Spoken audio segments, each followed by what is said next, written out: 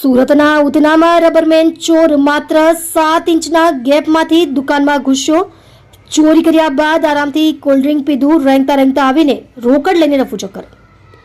સુરતના ઉધના વિસ્તારમાં આવેલી ચાની દુકાનમાં ચોરીની એક એવી ઘટના બની છે જે જોઈને પોલીસ પણ ચોંકી ઉઠી છે.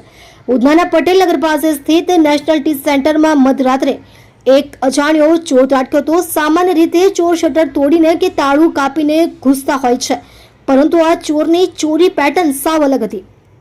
સીસીટીવી ફૂટેજમાં જોઈ શકાય છે કે શાतिर તસ્કરે શટરને માત્ર 7 ઇંચ જેટલું જ ઊંચું કર્યું હતું. આટલી નાની જગ્યામાંથી કોઈ માણસ અંદર જઈ શકે તે માનવું મુશ્કેલ છે, પરંતુ આ ચોર કોઈ જંગલી જાનવરની જેમ રેંગતા દુકાનની અંદર પ્રવેશ્યો હતો. તેની આ હરકત જોઈને આશ્ચર્યની સાથે હસવું પણ આવે તેવું છે. દુકાનમાં પ્રવેશ્યા બાદ ચોર સીધો કાઉન્ટર પાસે પહોંચ્યો હતો. ફૂટેજમાં જોઈ શકાય છે કે તેણે ખૂબ જ ચાલાકીથી કાઉન્ટરનું પ્રથમ ખાનું ખોલ્યું હતું. તેમાં રાખેલી તમામ રોકડ રકમ કાઢીને તેણે પોતાના ખિસ્સામાં ભરી દીધી હતી. આટલેથી ના અટકતા તેણે બીજું ડ્રોઅર પણ ચેક કર્યું અને તેમાં પડેલા પૈસા પણ ઉઠાવી લીધા હતા. પ્રાથમિક અંદાજ મુજબ નેશનલ ટી સેન્ટરમાંથી આશરે 20,000 રૂપિયાથી વધુની રોકડ રકમની ચોરી થઈ છે. પોલીસે ફૂટેજના આધારે તપાસના ચક્રો ગતિમાન કર્યા છે.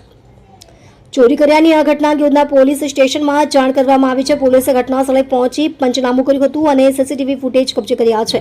ફૂટેજમાં ચોરનો ચહેરો અને તેની ચોરી કરવાની વિશિષ્ટ પદ્ધતિ સ્પષ્ટ દેખાઈ રહી છે, જેના આધારે પોલીસે આસપાસના વિસ્તારોમાં તપાસ શરૂ કરી છે. પોલીસનું કહેવું છે કે આ કોઈ રીઢો ગુનેગાર હોઈ શકે છે જે નાની જગ્યાઓનો ઉપયોગ કરવામાં માહેર છે.